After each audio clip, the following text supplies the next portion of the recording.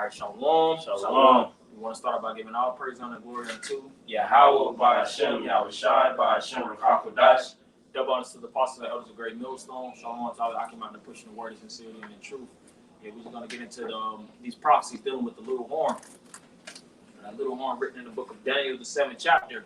That's referring to America, whether you believe it or not. And that's talking about really certain guys from the outside looking in. A lot of these individuals, when you get into a biblical narrative, they don't see America nowhere within the scriptures, man. Mm-hmm. They don't understand that it's the virgin daughter of Babylon. They don't understand that it's the little horn. Babylon the Great. Yep, Babylon the Great. America goes by many titles within the scriptures.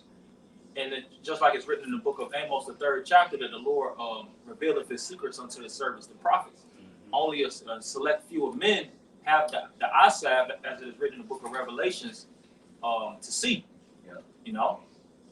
Because what the Lord has supped with, starting off with the apostles and their elders, Elder Otto Bivens, Elder Yaquab, Elder Ariah, on down, to the apostles and our elders. And the Lord has supped with those individuals and gave them the clear understanding so that they could break these scriptures down. And we do the same thing, learning from our elders and our apostles, man. So we're going to go straight into it, the facts of the matter, which going into America being that little horn, and like it speaks about, America soon to go into that, perdition, which is that destruction. Can I get something real quick? Yeah, you got it. Romans 11:7, because you mentioned, whether these guys believe it or not, the mysteries have been revealed to the servants, man, the prophets, Yahweh Shai. Romans 11:7, what then Israel have not attained, that which he seeketh for, but election have obtained it, and the rest were blinded.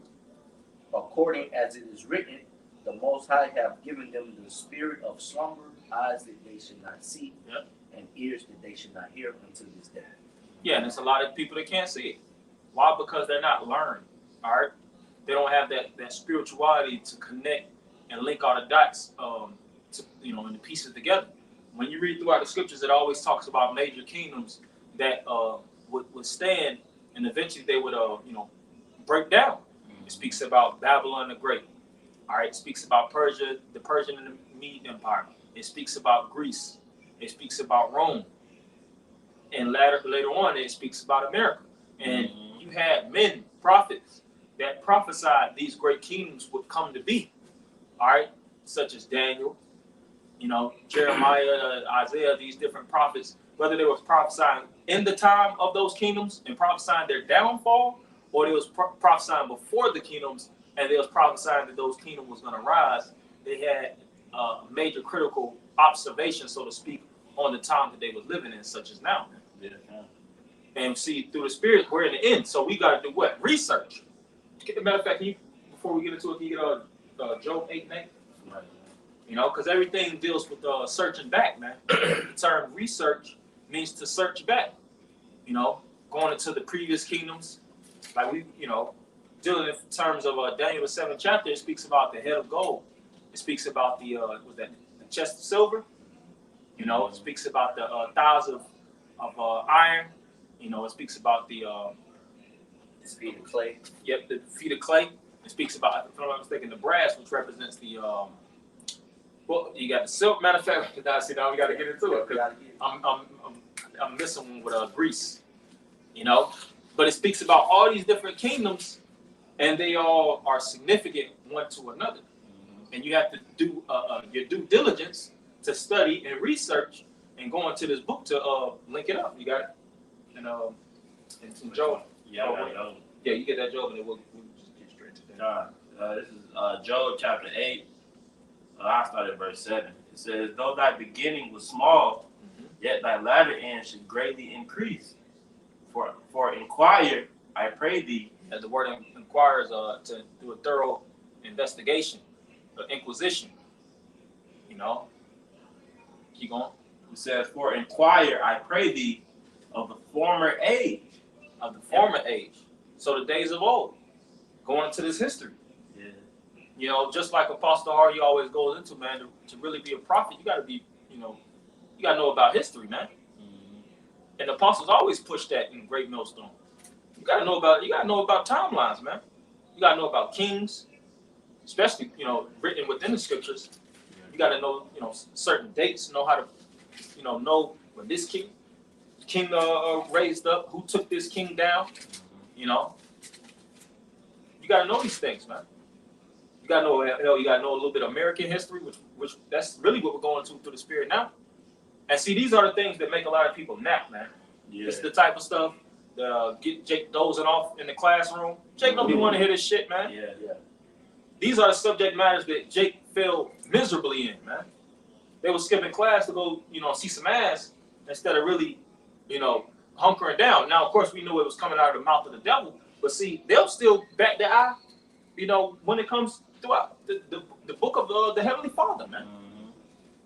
Because they don't have the understanding and they don't have the spiritual connection to really get into it. This morning, it says, "For inquire, I pray thee, of the former age, and prepare thyself to the search of their fathers." Yeah, and prepare thyself to the search of their fathers. This morning, that was it. Right. So we're preparing ourselves, preparing our mind. Hey, just like when you was a kid, they would have these little magic school bus, and you would go through the timeline. Yeah. And then you would really, like you see these. When you was a kid, you had those books, those adventure books, and kids be down there shooting within the portals, man. The magic school bus. The magic treehouse was another one, But that's how you got to really get into the prophecies, man. Yeah. You damn near be living in the midst of that movie. Was the Never Ending Story? The Never Ending Story. The little kid was thrown into the book that was reality to him. It started to become reality to him. And that's how the scriptures say. In Romans 15:4, that everything that was written aforetime was written for our learning. So we have to dig into these breakdowns. That's why the deacon was mentioning how the Lord put the Spirit on our apostles and elders to to go into these things so we can learn, man. Hey, what does it say? Comparing spiritual things with spiritual. So you got that in Daniel? Yep. Daniel 2:31. That's what you want, the statue. Or you want to get right into it? You could go a little bit into that, then we'll just jump to the Daniel 7. Okay, I'll get right to the point. Because the Lord is breaking down the whole statue,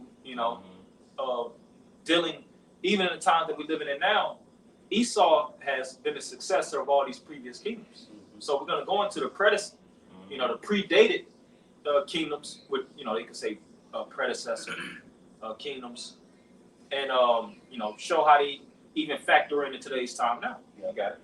Daniel 2:31. Thou, O king, sawest, and behold, a great image. This great image, whose brightness was excellent, stood before thee, and the form thereof was terrible.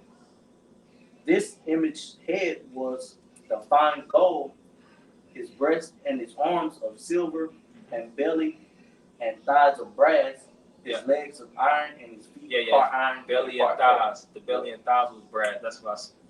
But that's the Spirit had to get it. Yeah. And then you had the legs, which was iron. Yeah. And it was the feet of miry clay. And really, that's how you know we're in the kingdoms now. Yeah. Because what can miry clay from feet do to you? Yeah. Now, when you got iron thighs, that can do some damage. Yeah. Dealing with the anatomy of the body, the legs are some of the most powerful instrumental pieces of, especially like MMA fighters. Shit, the muscles on the leg, that's really like your most sturdiest, biggest muscle. What's the word I want to find? Like your biggest muscles, so to speak. Yeah. Your calf muscles, your major muscle categories lie within basically from the thigh leg region, man. Yeah. And also your abdomen. Yeah. Like the core. Yeah. The belly. Those are the strongest parts. But as you said, as you get further down, the feet are made for stability. If you got a feet made of clay, oh man, you bound to crumble. Yeah, bound to crumble. That's why they say, it's actually factual, but the femur bone in your thigh is the hardest bone to break. Yeah. Yep. So the gold represents the Babylonian, silver, the Medo-Persian Empire. The iron is the Roman Empire, and of course, that last part, the clay, represents America. Did you say something about the Greek too? Greek. Yeah. Yeah. The Greeks, the Greeks, The the brass. Yeah. Yeah, we've seen these historical pieces take place. You know, you cut on History Channel, then you hear about Alexander the Great, not knowing that he's written within the scriptures right next to you, man. Yeah. Right. Oh, that's why the elder in the camp, you know, they did the lesson on how these Christians are missing, basically missing the story, man. Missing the scrolls, man. You know, they're missing the scrolls because the Christians are going to the Apocrypha. Yeah, that's the part. You know. And that's where you'll find Alexander the Great. No, that's a beautiful point. You find all these individuals, you know. And personally, when I was in history class, I didn't hear about Nebuchadnezzar. I didn't know about some of those individuals. Right. I don't recall too much Persian history, you know, but I do remember Alexander the Great and a few of those Caesars. Yeah. Not knowing that in the scriptures, they, you know, when you get into the, like, oh shit, Exactly. Caesars is actually in the Bible. Yahushua was amongst the Caesars. Yep. You know, them getting into the deep studies of America's within it, you know, that validates the book. Right. That's what me and the brother was just talking about before the camera turned on. You know, how can people say that the Bible is not valid when it has people that actually live that were in a power seat, actually in the scriptures, man. If you have the eye to see it, man, or you have the ear to hear it, you know, like most people wanted to say in the Bible, America, you know, just in plain English, you know, but that's not how the scriptures talk to you, especially if you in the Christian church. Man. You ain't getting nothing. No, you ain't getting nothing. You ain't getting nothing. You want to get in that thing? Yeah, we get to it. Start from the top and get to the point. We get to the main point too. This is Daniel chapter 7 and verse 8. It says, I considered the horns, and behold, there came up among them another little horn. So Daniel was speaking on the previous 7 on up about the kingdoms that would proceed. And if I'm not mistaken, verse 1, who he was talking to? Yeah, Belshazzar. So he's talking to the king of Babylon, and he's telling them about kingdoms that's going to happen in the future. And guess what? Chapters 4, you see that those kingdoms started to come in power. You know, that's a historical fact. In the book of Daniel, if I'm not mistaken, it was around like 539 BC, give or take. You know, so proceeding forward, you know, you see Alexander the Great, you know, come in the 330s. Well, you know, a little bit prior, but he started to really get his tracks in the ground around the 300s. Then, you know, of course, Rome and you know, fast forward to today, America is, you know, Greece, of course, they had their time too. So this book is divine inspiration, man, from the Heavenly Father. And it's even books like the Josephus, extra biblical books that show that these texts are you know, are on point. Yeah. If I'm not mistaken, Alexander the Great, he actually, you know, it's written, like I said, an extra biblical text that he went to certain priests, and they told him, you know, that he's going to take down the you know, the Persians and the Medes, and he's the GOAT. He is the GOAT. Like I think we talking about, you the GOAT, you the GOAT. He was really the GOAT at that time. Yeah. Right. You're the he GOAT in the book of Daniel. Yeah. Right.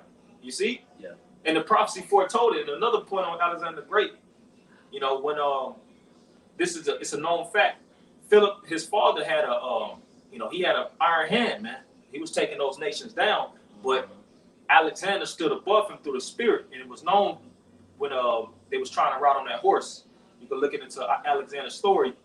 His father, Philip of Macedon, was trying to ride on a horse. I think the horse was called Pegasus, and the horse was so stubborn that he didn't let nobody ride. Everybody was trying to ride on this horse. Philip of Macedon couldn't even ride on the horse. But guess who got on that horse? Alexander. So that spirit represented, he was gonna be that man that's gonna sit on that high horse. Yeah. He was the man. The prophecy foretold. So you got it. Yeah, if I can I'm gonna skip up to verse 7 to give, you know, kind of an understanding of what is saying that the little horn came out of. Because so like in Daniel 7, 7 is speaking about the Roman Empire. Yeah. And America came out of Rome. If you look today, they keep some of the same customs. You know what I'm saying? So Daniel, I don't know why I keep on saying Romans. Daniel 7 and verse 7, it says, "After this I saw in the night vision, and behold, a fourth beast, dreadful and terrible and strong exceedingly, and it had great iron teeth. It devoured and brake in pieces, and stamped the residue of the feet of it, and it was diverse from all the beasts that were before it, and it had 10 horns." And if you go into the teeth, that represents power. Yeah. You know, the Roman Empire was very powerful in its military might. All right, and when it says it was diverse from the other, because the Roman Empire dealt with senates, Yeah. all right, and voting in, you know, these different leaders Yeah. and ranks. You know, that's how it was diverse from all the other beasts that was named before it. All right, they used a voting system to determine who was going to be, you know, the next ruler, like they do in America. You know, you have three different branches of government here in America: judicial, legislative, and executive. You know, and through that you got senates and congressmen and governors on up into the president. So America is ideally the Roman Empire. All over. All It's over. structured, you know, just like the Roman Empire. Yep. And it's so dominant that they got damn near all these other countries got presidents, man. Yeah. Exactly. You know, Yeah. certain countries having to do their terms and their elections, you know, before they have to get out of office.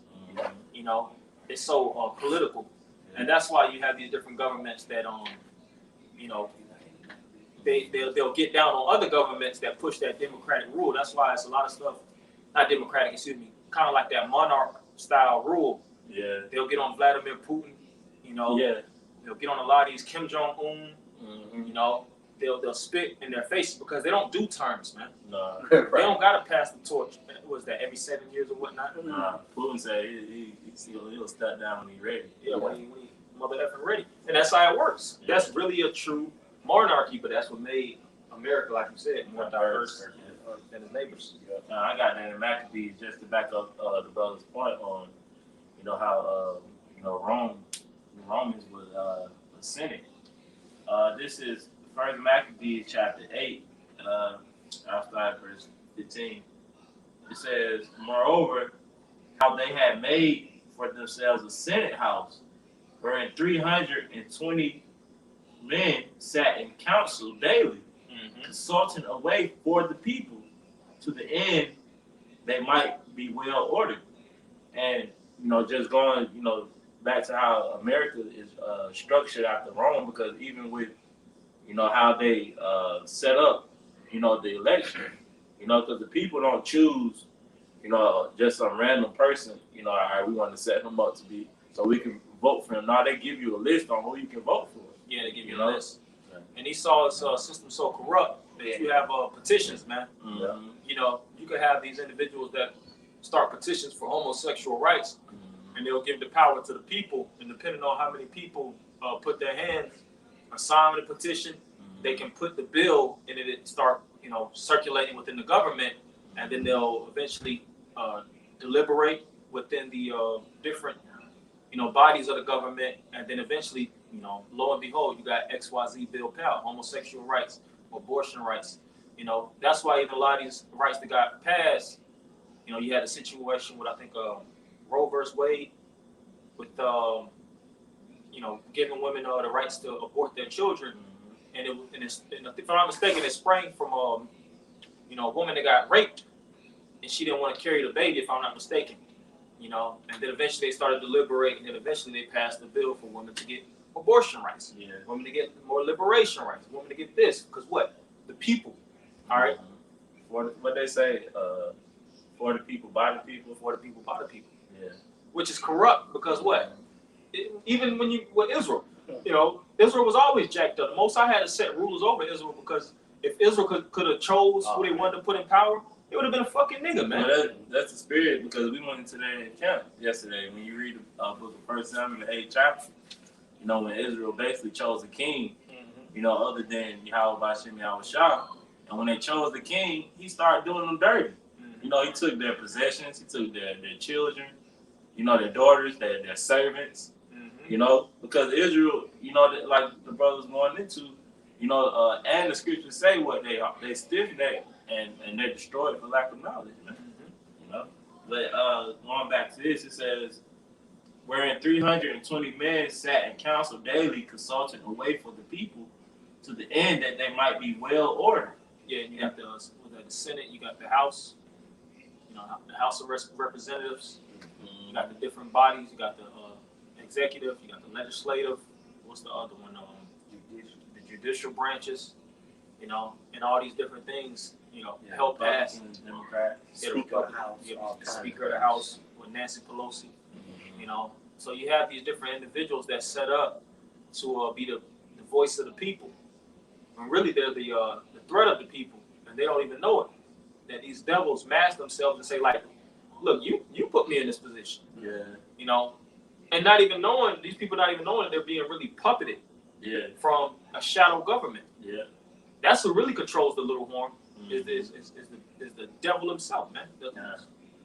Esau, the Illuminati played a critical role, you know, in putting America in power, man. Some more? Yeah, one word. It says, verse 16, and that they committed their government to one man every year, who ruled over all their country, and that all were obedient to that one, and that there was neither envy nor emulation among them. Yeah, so that's what they used to quell the people. They made the people have the illusion of choice. That's why when you vote today, you know, you take your vote, then you'll go, was it the ballot, you know.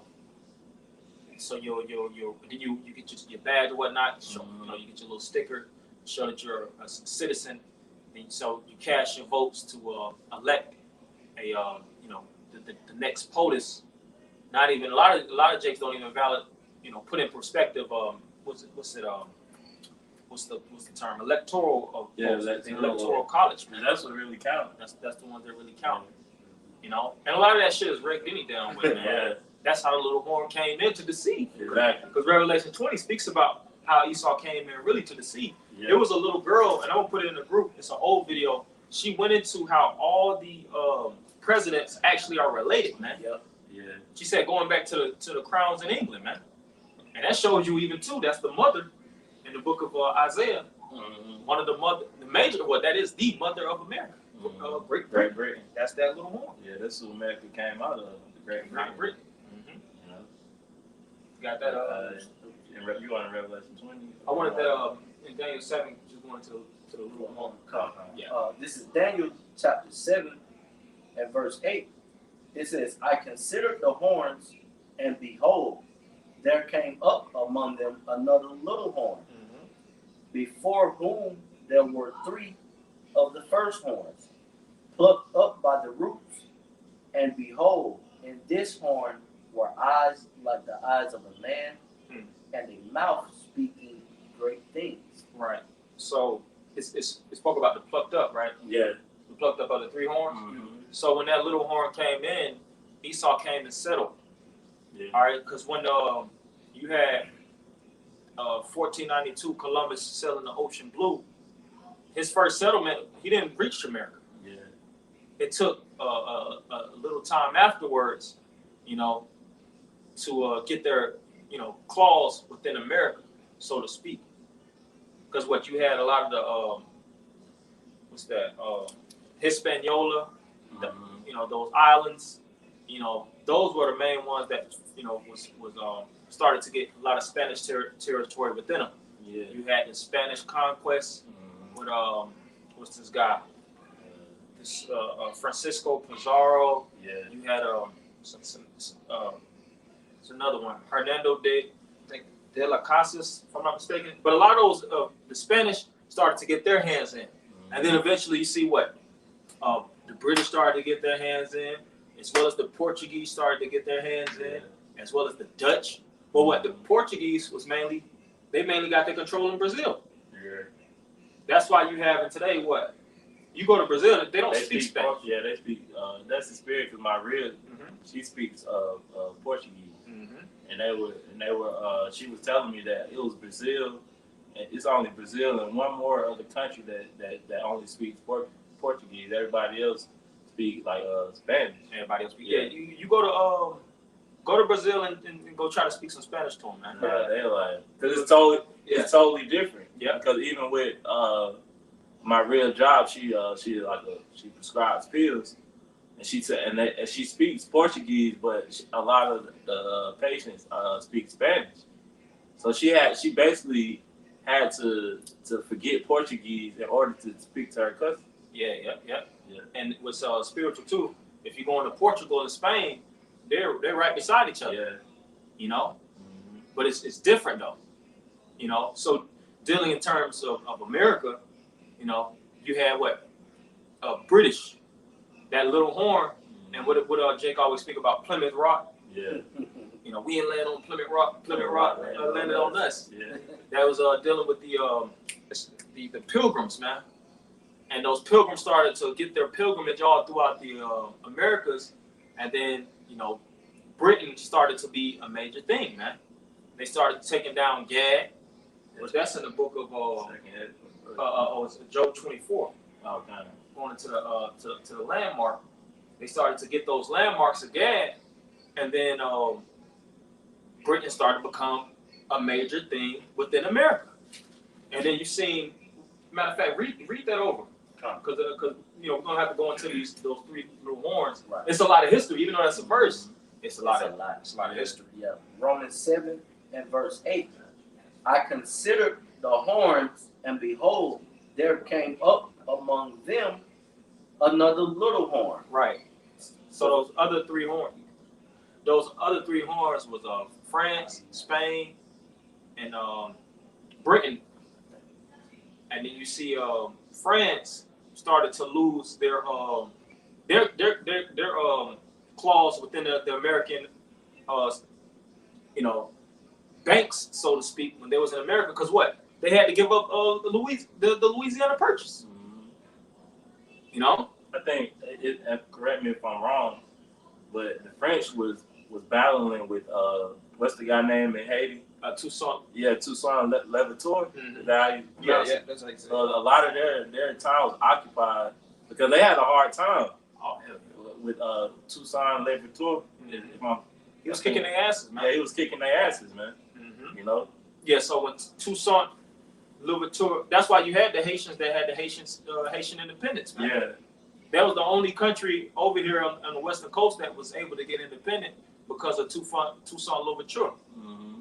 And then Napoleon, as well as the other French, they was having such a hard time holding Haiti down, as well as dealing with the Spanish and because you had California, Louisiana Purchase was the middle. Mm-hmm. You had, they had California, all that was basically that Spanish land. A lot of that on the West Coast, a lot of Spaniards took over from Mexico, going upwards in California. That's why it's all San Diego. Los Angeles is Spanish. It's a city of angels. Yeah. Los Angeles. Yeah.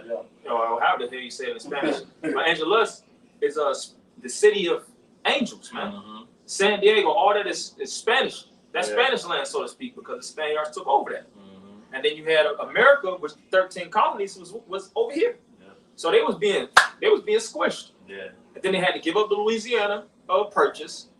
They had to give up that whole. It wasn't just Louisiana either. It was Louisiana springing all the way up,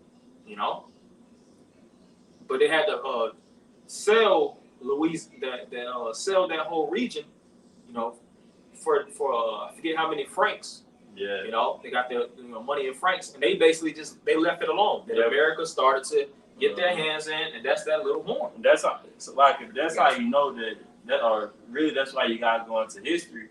Because even with the people that's dwelling in Louisiana now, they speak Creole. They speak which is like French. Yeah, it's like a French. Mm-hmm. It's like a French tongue, man. Mm-hmm. Because the French was over them. Yeah, because the French that's who ruled in that area, man. Mm-hmm. I'm gonna read this little point, then we're gonna go back to it. This is Louisiana Purchase. The Louisiana Purchase was the acquisition of the territory of Louisiana by the United States from France in 1803. So around those 1800s, that's when France was getting France was basically in their asses kicked. In return for $15 million, which is a lot back then in the 1800s, but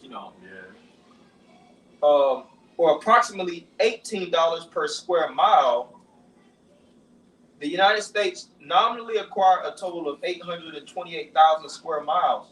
However, France only controlled a small fraction of this area, most of it inhabited by American Indians for the majority of the area. What the United States bought was the preemptive right to obtain Indian lands by treaty or by conquest. Yeah. So when Esau got in power, that's that Job 24. Yeah. They started to rip up and tear all the landmarks from those Gadites and get them up out of there. Yeah. That's the devil. That's that small horn. You got that? Yeah, I got it. We're gonna go back to that. 24. Yeah, I got that. I'm gonna read this last little bit. The total cost of all subsequent treaties and financial settlements over the land has been estimated to be around $2.6 billion. And that's the devil for you, man. That's the devil. That's why the scripture tell you in the book of Nahum. It tells you, it says, "Walk to the bloody city. It's all full of lies and robbery, man." You know, Pray the part of night. Yeah, and the pray the part of night. Going to that praise Israel.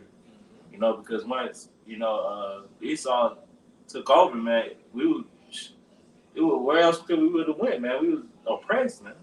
You know, it's really, especially the northern tribes, man, that came over here. You know, when they escaped or when they fled from the Assyrians, man, during their captivity. You know, but this is the book of Job 24:1. It says, "Why, seeing times are not hidden from the Almighty, do they that know Him not see His days? Some remove the landmarks; they violently take away flocks and feed thereof." Yeah, and it's in the law to thou shalt not remove thy neighbor's landmarks. So it says some remove landmarks. Who took those marks of lands that was allotted or allocated unto them? Esau did. And what people? Those native tribes, man. That's why even when you're dealing with a lot of these states within the United States, you know, and cities, a lot of them are really Gadite names, man. Yeah. You know, A lot of street names. a lot of street names. If I'm not mistaken, Mississippi. A lot of it is either Spanish or it's Gad. A lot of those names are. I should look it up. You know, all the names that it might be a lesson for another time. Yeah. You know, all these different. I think Montana. Yeah, like over in that Oklahoma area. Oklahoma area. That's where Esau pushed a lot of during the Trail of Tears. A lot of the northern tribes went or traveled to that area, like the Midwest. Yeah, like Midwest. I got a quick precept. You got it. Numbers 35 and 33. Two scriptures says, "So ye shall not pollute the land wherein ye are, for blood it defileth the land, and the land cannot be cleansed of the blood that is shed therein, but by the blood of him that shed." Yeah, so that little horn shed that blood, he did everything by the force of the sword, man. You know, like I said, they had the option to do treaties or by conquest. Esau chose really both. Yeah, that's true, because even with the treaties that they made, they broke them. Right. They made the northern tribes sign treaties with them, and then still broke them, man. Yeah. That's how you know Esau is the devil, man. And the reason why he did it like that is because they was buffering, man. Esau was taking time. Say for instance, he put some tribes on hold. He put them on bricks, man. All right, we ain't gonna war with you. Yeah. They waited a couple years for them to handle some business out, you know, XYZ. And then when they had the times and the funding, they went and slammed on them. Yeah, they stalled them out. Then they pushed them in this one area. They stalled them out. Yeah. They pushed them into one area. All right, y'all can do y'all thing here. You know, we got to go handle some stuff in some other area. Esau was killing, slaying, butchering. Then when he got more resources and more Indians, because he had more, those Gadites, a lot of them, he was killing them, and he was recruiting a lot of the men, man. So he would have certain Indian tribes to war with other Indian tribes. Yeah. That's how he really got his foothold, and he would pay them. Pay them what? United States, and he started to get his currency. Yeah. It was a time where American currency wasn't in America. You didn't have the good old white boys, George Washington and Abraham Lincoln. You didn't have all those good old devils on these greenbacks. You didn't have greenbacks in circulation. Yeah, they did it all under the pre-notion too of what what was that they used as a term? Like It was manifest manifest destiny. destiny. Yeah, Yeah. manifest destiny. Like it Yeah. was their God-given right to come over and slay the northern kingdom and remove them because this land was destined for them. Yeah. You know, this the devil, man. If you can't see it, then that's on you, man. Yep. But Daniel's here is American history, man. Daniel chapter 7. All right, and it's written out in the form of a vision or a dream. Mm-hmm. But like we started the lesson with, the Lord has put men on the earth that He's dealing with to break these sayings down to us. And when you do the research and line everything up, it lines up perfectly, man. You know? Some more than Yeah, the three horns, was British, French, and Spain. It says, and there were three of the first horns plucked up by the roots. yeah, no, That's three. the, yeah. Oh, you about to say? Go ahead, bro. Oh, and I have it queued up, which is the French and Indian War. Mm-hmm. That was the pluck up, And we just went into that with the French, the Louisiana Purchase. After that, they got plucked up. France ain't got no major. They don't have no territory really here. But you could go, like you said. I think even in New Orleans, you got French quarters, man. Yeah. Mardi Gras. You got all these different, a lot of these different celebrations, and they got a real French debaucherous feel to it because it came from those French parties that was going down over there in France, man. And a lot of these Spanish, which that was another one. You had the French and Indian War, Yeah. which you had also the Anglo-Spanish War. Anglo was dealing with England. Anglo was another word for angels. Anglo-Spanish War, and then when they started to really break those the Spanish and the French down, that's when America broke off from that from Britain, from that other horn, that third horn, and it became its own little horn. And it got American independence from the American Revolution. So a revolution is what? To turn. Yeah. So America came, and that shows you that's the bastard son anyway. The first thing America did, to show its independence is really turn on their mother. Yeah. Turn on the one that financed them, gave them tribute, actually gave them the way to actually, do their expeditions to even call it an America. And then the first thing America does is turn on its mother, man. Yeah. You suggest? Yeah, I was gonna say, the U.S. has 800 military bases in more than 70 countries, man, and territories. That's how you know when it speaks of in Job 9:24 how the earth was given into the hands of the wicked, and that just goes to show you that this devil is ruling, man. He's using the sword, to take peace from the earth, because by him plucking these three up and coming to rulership, he's left these other countries in a worse state than it was in before he conquered them. Yeah, and he still kind of, I guess the term for it is like supervised. The scriptures say, roughly paraphrase, I forget, I think it's Habakkuk, but it says, neither do he keep it at home. Yeah, he big brother. Yeah, he big brother, man. And that's how America basically ruled over really the world, because if you go into how NATO was formed, these other smaller countries needed the aid of America, man. Oh, hell yeah. That's some teeth. Yeah, that's them teeth. And I had a little bit on this under the American Revolution, just the outcome of the American Revolution. It says independence of the United States of America from the British Empire, end of British colonial rule in 13 colonies, end of the first British Empire. So that's when Britain pretty much died, and it became the new kingdom. And it says began the age of revolution. And when it speaks about the age of revolution, it's dealing mainly with America. So that's when that little horn started to really start from a little horn and raise up to this great horn. And we're going into the definition of horn that represents our power.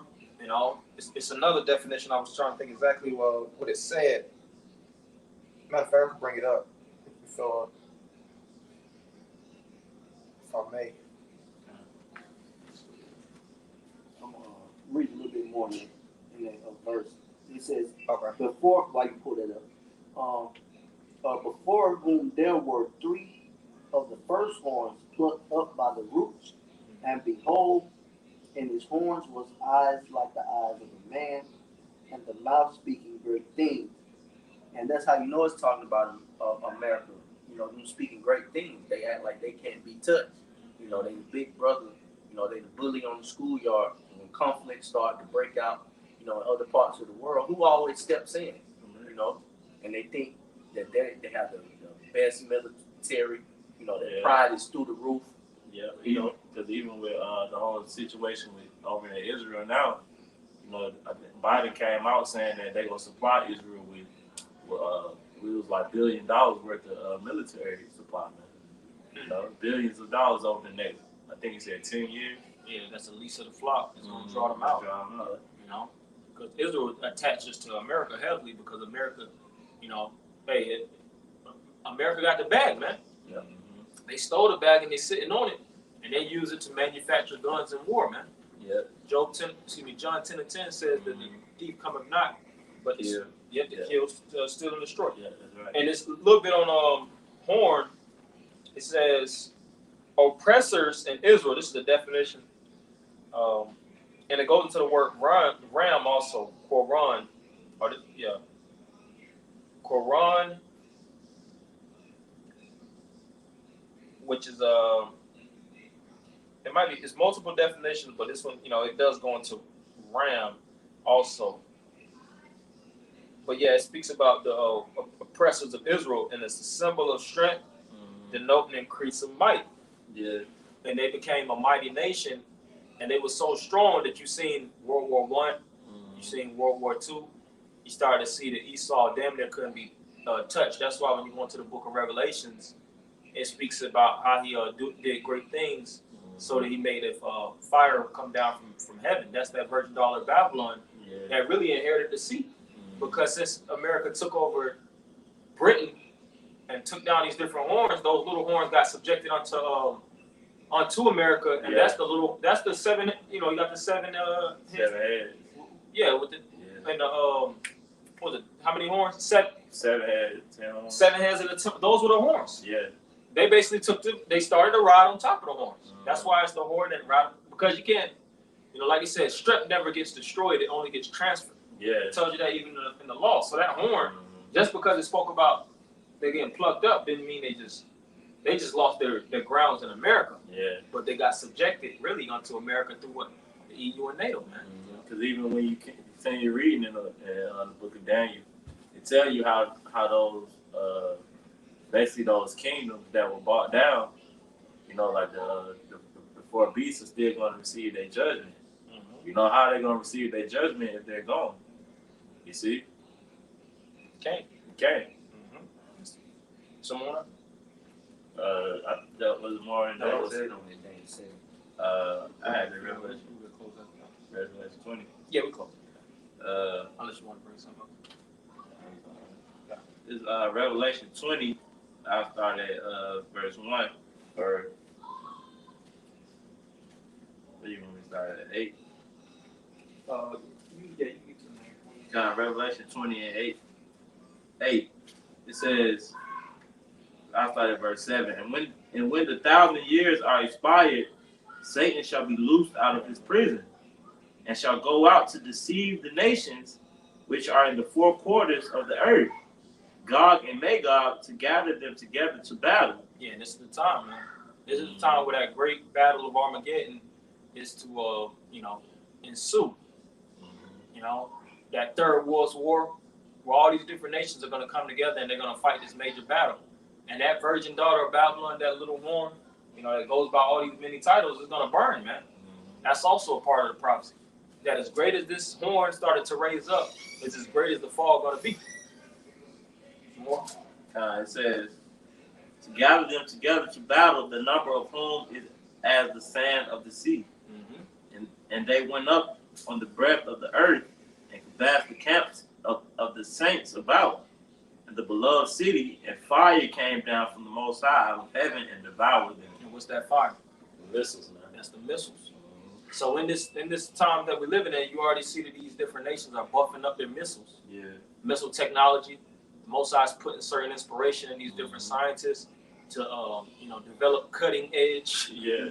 You know, Cutting edge, just like that's how you like to describe it. yeah, I love calling it cutting edge technology. Literally, because they cutting and splitting the atom. That's good. They fucking the Lord gave them knowledge to split the damn atom, man. Oh yeah. And that's how he create those missiles. Yeah, those thermonuclear missiles. Thermonuclear missiles. Yeah. So just like how the scriptures tell you that how America began, it tells you how America is going to be brought down as well. Yep. Yeah. So that's the prophecy, you know. Hopefully, brothers edified. We just wanted to, go through the spirit of power. How about Shema Shah to go into that little horn, going to it being raised up, subduing, and also being took down. And it's mainly what in the book of Daniel, that millstone. Yeah. It said likened unto a great millstone, because the taking down starts now. Yeah. Through the spirit, pulling down these strongholds. And then ultimately, how Shah is going to pull it down by force. You see, so. Hopefully, brother edified. We're going to end by giving all praise, honor, and glory unto Yahweh, by Hashem, Yahweh Shai, by Hashem, Papa Dash. Nobody to the apostle of the great millstone. Shalom. Shalom.